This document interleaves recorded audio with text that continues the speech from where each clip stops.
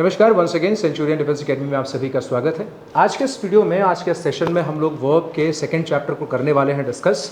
कल कुछ ज़रूरी रूल्स हमने डिस्कस किए थे प्यारे बच्चों, और आपको याद भी होगा कि हम लोगों ने सिंगुलर और प्लूरल जैसी कुछ छोटी छोटी बातें सीखी थी कल। उसी बात को कंटिन्यू करते हुए आज की बात को हम लोग और बढ़ाएंगे और सीखेंगे कि वर्ब से रिलेटेड जो और हमारे मेजर रूल्स हैं वो किस तरह से हमारे एग्जाम्स में पूछे जाते हैं। एज वेल एज जब हम वर्ब की बात करते हैं तो मैंने एक बेसिक कॉन्सेप्ट आपको बताया था, याद होगा शायद शुरुआत में मैंने कहा था कि वर्ब जो है वो नमक की तरह है सब्ज़ी में। यानी कि जिस तरह से नमक ज़रूरी हो जाता है सब्ज़ी में, इसी तरह से आपको वर्ब भी हर सेंटेंस में रिक्वायर्ड होता है। अर्थात जब भी आप वर्ब इस्तेमाल करते हैं तो आपको ये बहुत बारीकी से देखना पड़ेगा कि आपका सब्जेक्ट कैसा है, क्या नहीं है। हमने सब्जेक्ट के बारे में भी थोड़ा बहुत डिस्कशन किया ही था, सिंगुलर और प्लूरल के बारे में। दो तीन चीज़ें दिमाग में रखिएगा जो कल हमने डिस्कस किया था। एक तो ये कि जो एस वाली वर्ब होती है उसका मतलब होता है कि वो सिंगुलर सब्जेक्ट को रिप्रेजेंट करती है, और जिनमें एस नहीं लगा होता है वर्ब में वो प्लूरल सब्जेक्ट को रिप्रेजेंट करती हैं या उसके साथ यूज़ होती हैं। इतनी सी बात हमने कल आपको बताई थी। आगे बढ़ते हुए और बातों को समझते हैं। और बातें क्या है, देखिए मैंने आपको दो सिंटेक्स बताए थे, उनको एक बार मैं दोहरा देता हूँ। पहला था हमारा कि सब्जेक्ट के बाद हम क्या करते हैं, हम हेल्पिंग वर्ब का इस्तेमाल करते हैं। हेल्पिंग वर्ब जिसमें मैंने आपको इज ए मार, वॉज वर, हैज़ और डू डज बताया था। इसके अलावा मैंने आपको दूसरा तरीका जो बताया था वो था हमारे पास दूसरा सिंटेक्स कि हम एक सब्जेक्ट इस्तेमाल करेंगे और उस सेंटेंस में हमारे पास क्या हो सकती है, मेन वर्ब हो सकती है। ये दो तरीके कल डिस्कस हो चुके थे, है ना। बाकी अगर रिकॉर्डेड वाले जो बच्चे हैं वो दोबारा भी देख सकते हैं सेशन को। एक तीसरा तरीका जो और भी ज़्यादा ज़रूरी है उसको समझिएगा। सब्जेक्ट यूजुअली वही होगा हमेशा, या तो सब्जेक्ट आपका सिंगुलर हो सकता है बच्चे, या तो आपका सब्जेक्ट प्लूरल होगा। इसके बाद एक ऐसा भी सेंटेंस बन सकता है जिसमें हम हेल्पिंग वर्ब इस्तेमाल करें और उसके बाद क्या करें, मेन वर्ब को भी इस्तेमाल कर सकते हैं। ये कॉन्सेप्ट जो है ये सेंटेंसेस में, अगर आप लेंदी सेंटेंसेस देखना चाहते हैं तो इस तरह के कॉन्सेप्ट आपको आने चाहिए। अब इसको समझने के लिए आपको थोड़ा सा वापस जाना पड़ेगा। जब मैंने कल आपको हेल्पिंग वर्ब बताया तो मैंने कहा कि हेल्पिंग वर्ब जो होती है वो सब्जेक्ट के अकॉर्डिंग इस्तेमाल होती है, मेन वर्ब जो होती है वो सब्जेक्ट के अकॉर्डिंग इस्तेमाल होती है। यानी जब कोई एक सिंगल वर्ब आती है तो वो दोनों ही वर्ब आपकी एक एक करके इंडिविजुअली सब्जेक्ट के अकॉर्डिंग इस्तेमाल होती हैं। लेकिन एक ऐसा सिंटेक्स जिसमें आपका हेल्पिंग वर्ब भी दे रखा है और मेन वर्ब भी दे रखा है, तो ऐसा जो हमारा सेंटेंस होता है इसमें अगर आपकी हेल्पिंग वर्ब इस्तेमाल होगी तो वो तो सब्जेक्ट के अकॉर्डिंग होगी, ये बात सही है। लेकिन अब मेन वर्ब जो इस्तेमाल करेंगे वो सब्जेक्ट के अकॉर्डिंग इस्तेमाल नहीं करते हैं, ठीक है। हम हेल्पिंग वर्ब को सब्जेक्ट के अकॉर्डिंग इस्तेमाल करेंगे और हेल्पिंग वर्ब के बाद आने वाली मेन वर्ब को हम किसके अकॉर्डिंग इस्तेमाल करेंगे, हेल्पिंग वर्ब के अकॉर्डिंग। और इस बात का मतलब क्या है इसको समझने के लिए मैं कुछ बातें यहाँ पर लिखता हूँ।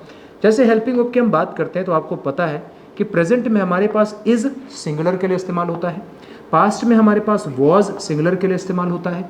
इसी तरह से इंडेफिनिट में बात करेंगे तो डज हमारा सिंगुलर के लिए इस्तेमाल होता है। एक सेकंड रुकिएगा, एक एक करके लिख देता हूँ, ज़्यादा सही रहेगा, है ना। तो हो गया, इज़ हो गया, वॉज हो गया। इसके अलावा अब इनके बाद बारी आ जाती है कि आप जो मेन वर्ब इस्तेमाल करेंगे वो कौन सी फॉर्मेट पर रहेगी। तो इज़ और वॉज के बाद जो हमारी मेन वर्ब रहती है वो किस फॉर्मेट में इस्तेमाल होगी। याद रहे कि वो मेन वर्ब हमेशा किस फॉर्म में रहेगी, आईएनजी में। अब हमेशा बोल देना तो सही है लेकिन ये बात प्रैक्टिकली सही नहीं होगी। अगर आप आईएनजी की बात करेंगे तो एक्टिव वॉइस के जो सेंटेंसेस होते हैं उनमें आप क्या कर सकते हैं, मेन वर्ब को आईएनजी में रख सकते हैं, किसके बाद, इज और वॉज के बाद। और दोनों ही ये वर्ब किसको रिप्रेजेंट करती हैं, किसके साथ यूज होंगी, सिंगुलर सब्जेक्ट के साथ यूज होती हैं। ये दोनों की दोनों, ये बात हमने कल भी सीखी थी, एस लगा हुआ है सिंगुलर के साथ जाएगी। फिर मेन वर्ब की बात करेंगे तो मेन वर्ब मैंने कहा आपको कि हेल्पिंग वर्ब के अकॉर्डिंग आएगी। यानी अगर इज और वॉज आपको देखने को मिलता है तो मेन वर्ब आपकी किस फॉर्मेट में आएगी, आईएनजी फॉर्मेट में आएगी। अब दूसरा फॉर्मेट अगर मेन वर्ब का कोई इस्तेमाल हो सकता है इज और वॉज के बाद तो वो क्या होगा, थर्ड फॉर्म इस्तेमाल हो सकता है। और ये जो फॉर्मेट होता है ये किस तरह के टेंसेस में इस्तेमाल होता है बच्चे, पैसिव वॉइस में होता है।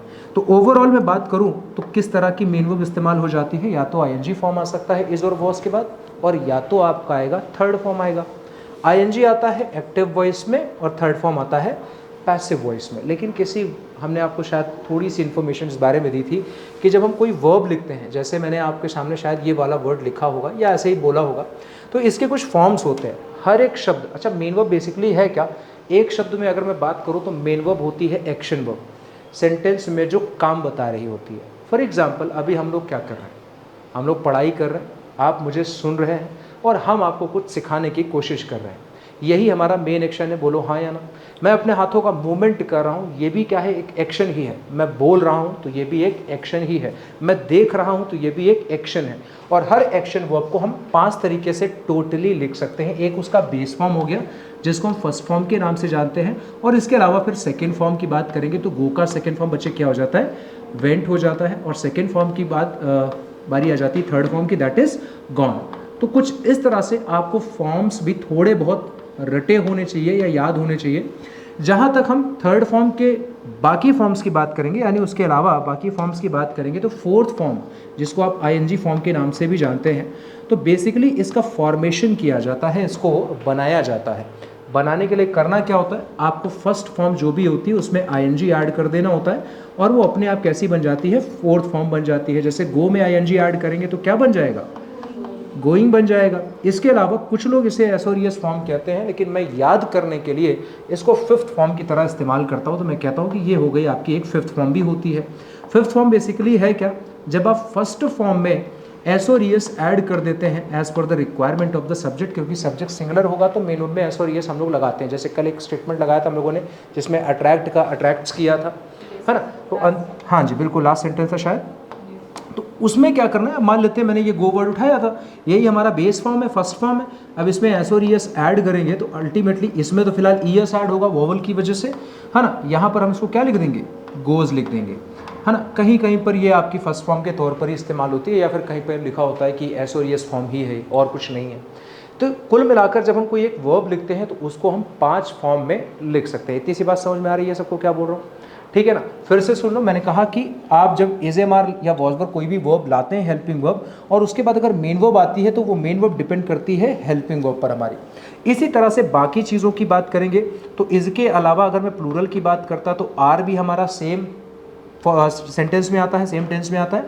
और वॉज वर्ब की बात करेंगे तो वर्ब भी हमारा सेम टेंस में आता है। और दोनों के बाद कॉमन बात यह है कि जो मेन वर्ब आएगी और वर्ब के बाद ये भी किस फॉर्म में आएगी, या तो आईएनजी में आएगी और या तो किस फॉर्म में आएगी, थर्ड फॉर्म में। सेम कॉन्सेप्ट, आईएनजी का मतलब है एक्टिव वॉइस और थर्ड फॉर्म का मतलब है पैसिव वॉइस। किसके बाद, इज एम आर या वॉज वर्ब के बाद, ठीक है। फिर हमने आपको ये चीज़ लिखवाई, डू और डज भी आपको कल ही मैंने लिखवाया था। डू और डज के साथ साथ एक वर्ब हम फिलहाल और यहाँ पर मेंशन कर लेते हैं, दैट इज डिड।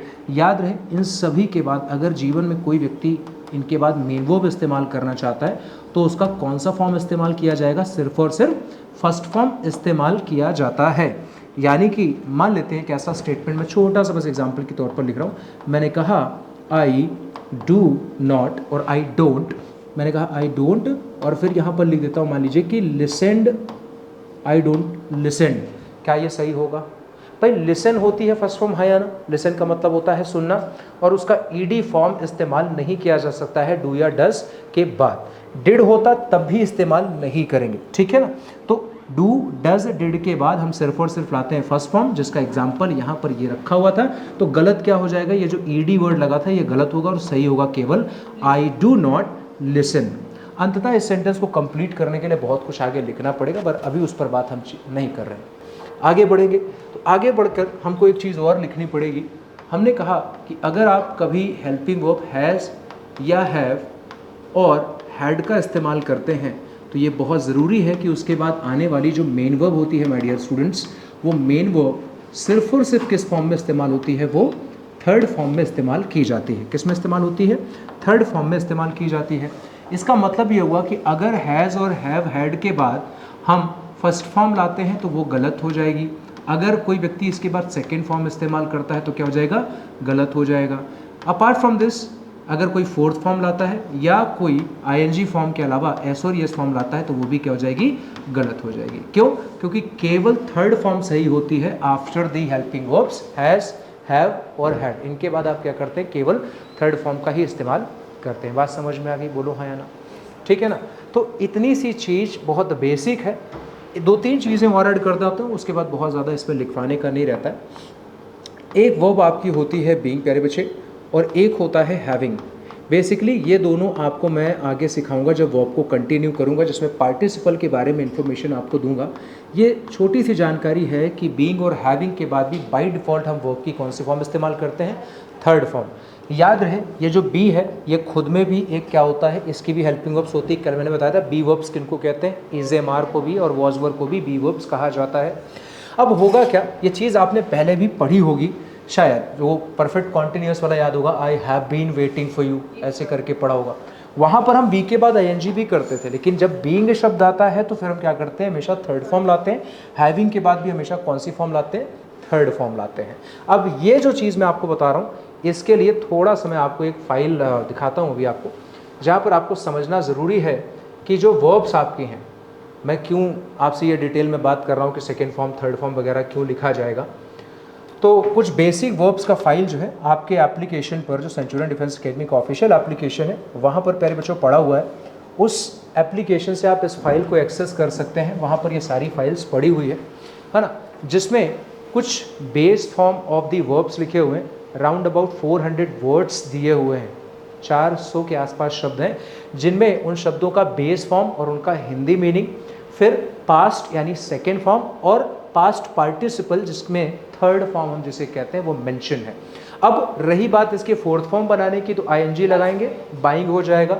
बिल्ड में बनाएंगे तो बिल्डिंग हो जाएगा, burning, bending, bringing, becoming, coming, catching, doing, dreaming, arising और बीइंग, इस तरह से बनता जाता है। अब ये फॉर्म्स जानना ज़रूरी क्यों है, क्योंकि बहुत सारे विद्यार्थी ऐसे होते हैं जिनको कैच का सेकेंड फॉर्म नहीं पता होता, क्योंकि एक बेसिक चीज़ हमने क्या पढ़ रखी है कि किसी भी सेकेंड या थर्ड फॉर्म को बनाना हो तो उसमें ईडी लगा दो। जैसे कल ही की बात है, मैं डिस्कस कर रहा था तो किसी ने वीप का वीप्ड बताया था। इसी तरह से स्लीप का बहुत सारे लोग स्लीप्ड बता देते हैं। तो अल्टीमेटली हमें क्या करना पड़ेगा। अच्छा देखो, रूल्स बहुत हैं इंग्लिश में, ऐसा नहीं कि रूल्स की कमी, और हर लैंग्वेज में रूल होते ही होते हैं, लैंग्वेज बिना रूल्स के बन नहीं सकती है। लेकिन ज़रूरी नहीं है कि जो रूल आप एक जगह पढ़ रहे हैं वो हर जगह अप्लाई हो जाए, है ना।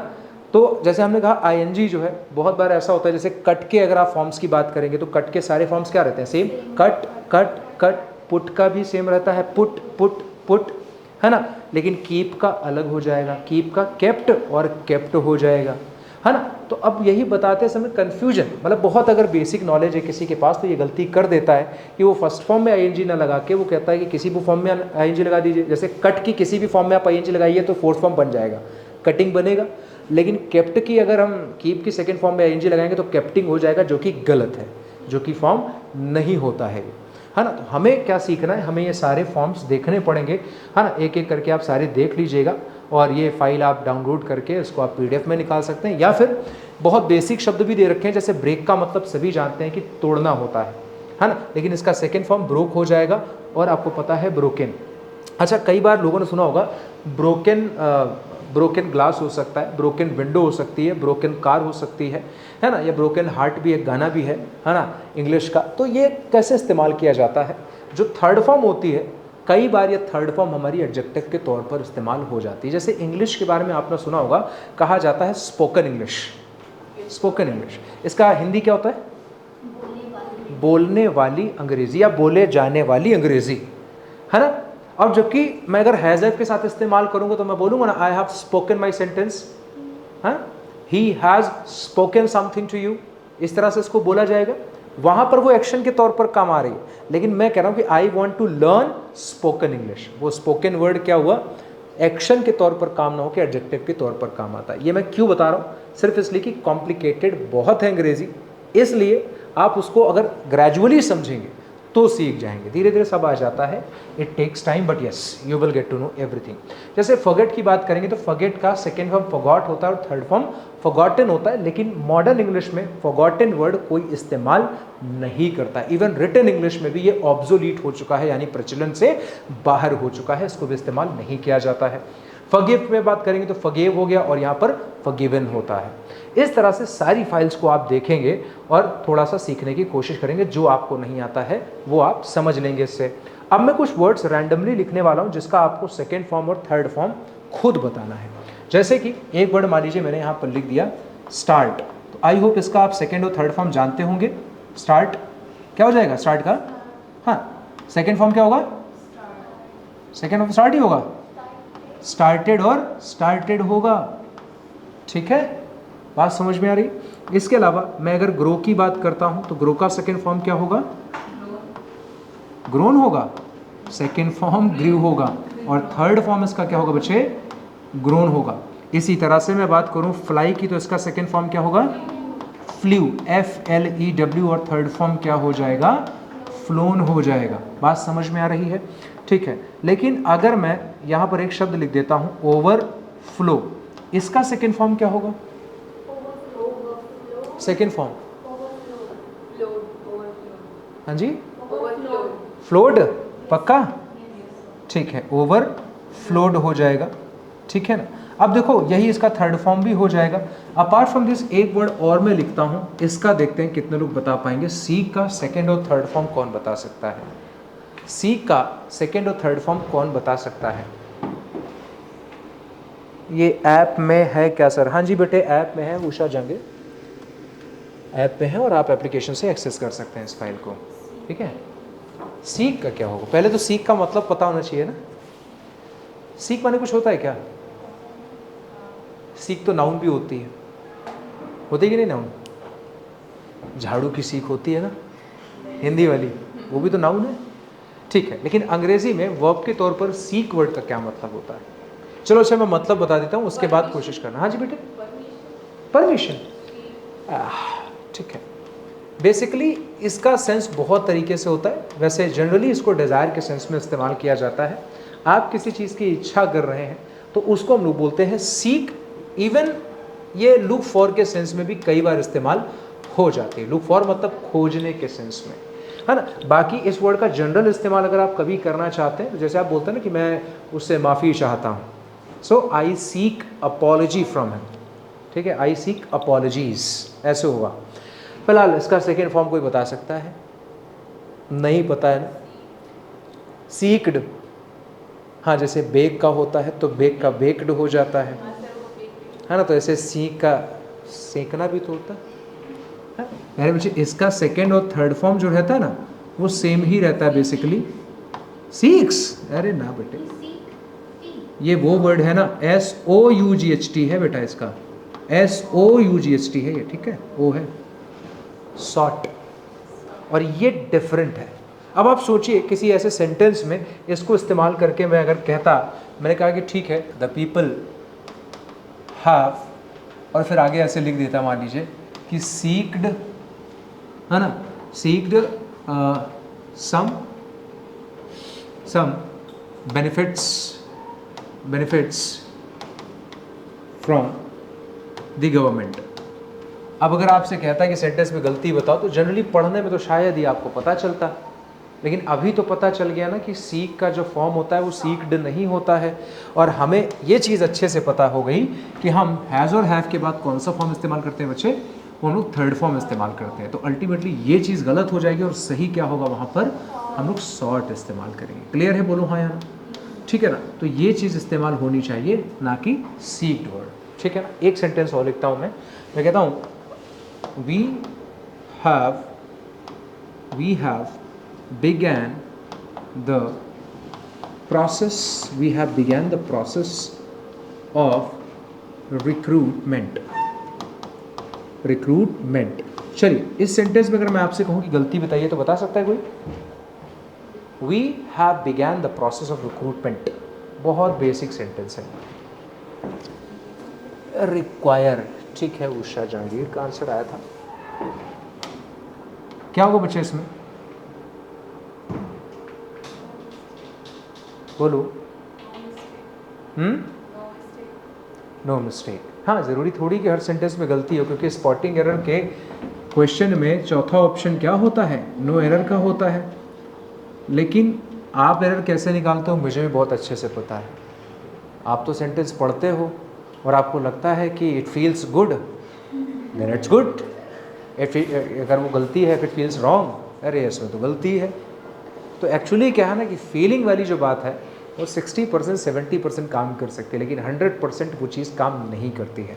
और ये मेरा परसेप्शन कह लीजिए या मेरा अनुभव कह लीजिए, मैंने इतना देखा है कि जनरली आउट ऑफ 10 क्वेश्चंस किसी भी एग्ज़ाम में जैसे पूछे जाते हों तो लोग 6 से 7 क्वेश्चन कर लेते हैं, सिर्फ उस समझ से कि यार पढ़ने में अच्छा लग रहा है या बुरा लग रहा है। जहाँ बुरा लग रहा है वही आंसर मान लेते हैं, ठीक है ना। लेकिन ये वो चीज़ें हैं जहाँ पर आपको एग्जैक्टली पता होना चाहिए, ठीक है। सही आंसर जो है वो है ये वाला वर्ड। क्यों? क्योंकि इसका जो बेस फॉर्म होता है वो क्या होता है, बिगिन होता है। हमें इसके बाद कौन सी फॉर्म इस्तेमाल करनी होती है? थर्ड फॉर्म करनी है। और थर्ड फॉर्म के लिए प्यारे बच्चे हम क्या करेंगे? हम BEGUN का इस्तेमाल करेंगे, ना कि इसका करेंगे। बात समझ में आ गई है? कौन सा? हाँ जी बेटे, ये सेकेंड फॉर्म है।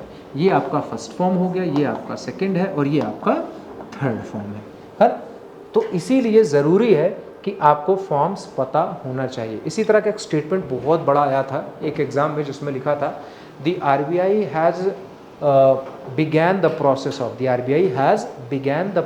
of recruiting new insurance agents for its north eastern branches। अब सेंटेंस जब बड़ा होता है तो आप जब पढ़ना शुरू करेंगे शुरुआत से और अंत तक जाएंगे तो आप भूल चुके होते हैं, ठीक है। एक दो बार पढ़ेंगे, उसको 3 बार पढ़ेंगे, लेकिन पढ़ने के बाद भी शायद आपको, क्योंकि जब जो भाषा हमने कभी नहीं सीखी होती वो हर जगह गलत लगती है, तो हर जगह तो आंसर लगा नहीं सकते, तो सोचते हैं चलो ठीक है सब सही होगा, हटा देते हैं। लेकिन ये वो चीज़ है जो ग्रामेटिकली आपको आना ज़रूरी है। इसीलिए मैंने आप लोगों को बताया बच्चों कि ये वाली जो फाइल है ना, इसको आप लोग ज़रूर एक्सेस कर लीजिएगा फाइल से अपने, उसमें जो आपके पास एप्लीकेशन में मौजूद है। मैं आपको फोल्डर वगैरह का कल ज़रूर बता दूँगा। जैसे रन मुझे बड़ा अच्छा वर्ड लगता है, रन के साथ रैन और थर्ड फॉर्म फिर से वापस से क्या जाती है? रन आ जाती है। तो इस तरह के जो कॉम्प्लिकेटेड इशूज़ हैं, रूल्स हैं, उनको आपको सीखना होगा, ठीक है। अब बारी आ जाती है हमारे पास इसको और कंटिन्यू करने की, और बढ़ते हैं, ठीक है ना। हम एक दो सेंटेंसेस आपके लिए अभी फ़िलहाल लिख देते हैं जिनमें आपको समझना होगा कि वर्ब जो है हम उसको किस फॉर्म में रखेंगे। जैसे मैंने कहा, the inflation in India, the inflation in India has, ठीक है, grow to 50% compared to the last year। My dear, अगर मैं पूछता तो क्या ये सही होता? ये सही है? The inflation India has growed to 50% compare to the last year. गलती क्या है इसमें? गलती ये है कि हैज़ के बाद आता है थर्ड फॉर्म, जबकि मैंने वो इस्तेमाल नहीं किया था, है ना। इस तरह के बेसिक एरर्स आती हैं। तो 2-4 सेंटेंसेस 10 मैं लिख देता हूँ, है ना, 2-4 लिख देता हूँ, बहुत ज़्यादा नहीं, है ना। जैसे कि मैंने कहा, the majority of people have waited for the result, ठीक है। एक तो ये एग्जांपल हो गया, इसमें देखेंगे आप गलती है या नहीं है। मैं नहीं कह रहा हूँ कि गलत है, आपको बस चेक करना है कि क्या इसमें कोई गलती है, हाँ या ना, वो आप खुद देख लेंगे, ठीक है ना। अगला है, all the ministers including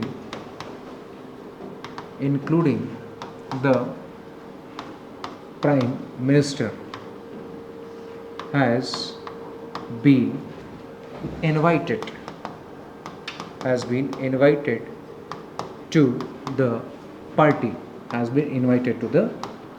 party, ठीक है ना। अगला स्टेटमेंट है हमारे पास, one of the students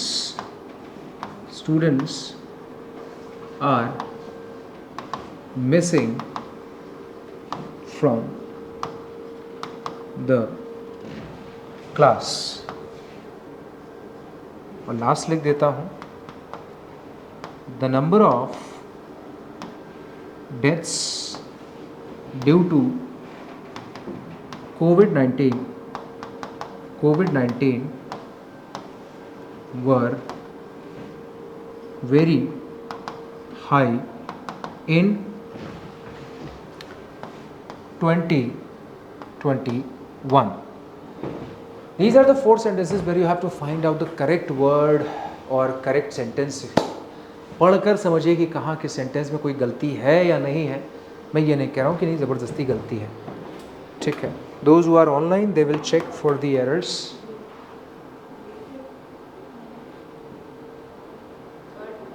first sentence में क्या लग रहा है?